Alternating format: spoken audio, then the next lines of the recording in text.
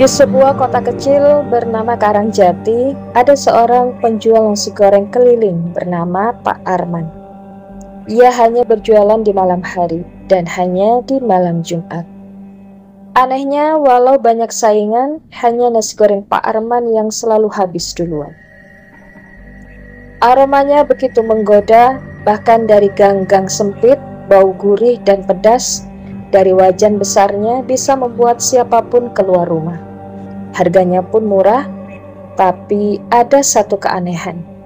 Ia tidak pernah melayani lebih dari 9 orang tiap malam.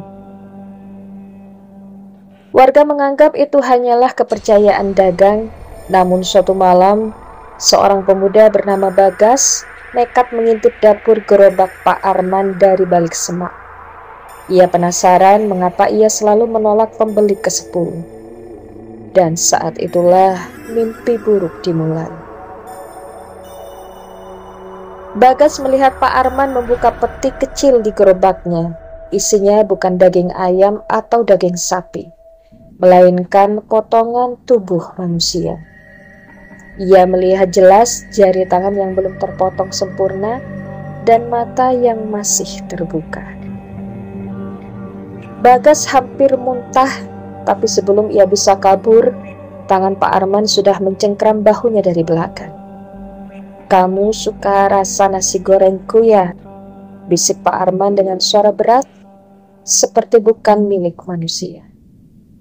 Dan sejak malam itu, Bagas tak pernah kembali ke rumah.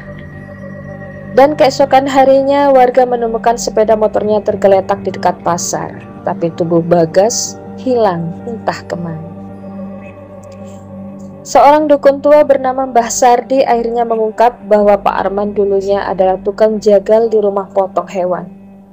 Namun setelah rumah potong itu bangkrut, ia mempelajari ilmu pesugihan dari gunung dekat desa. Konon jika ingin nasi gorengnya selalu laris dan membuat ketagihan, ia harus menggunakan daging manusia yang masih segar dan hanya memasak 9 porsi. Agar jiwa-jiwa yang dimasaknya tidak marah dan mencari korban lainnya. Tiap malam Jumat, ia memilih 1 orang untuk dikorbankan, lalu menjadikan tubuhnya bahan utama. Yang memakan nasi gorengnya akan mengalami mimpi buruk dan perlahan akan menjadi calon korban berikutnya. Warga yang geram akhirnya membakar gerobak Pak Arman ketika ia sedang berjualan.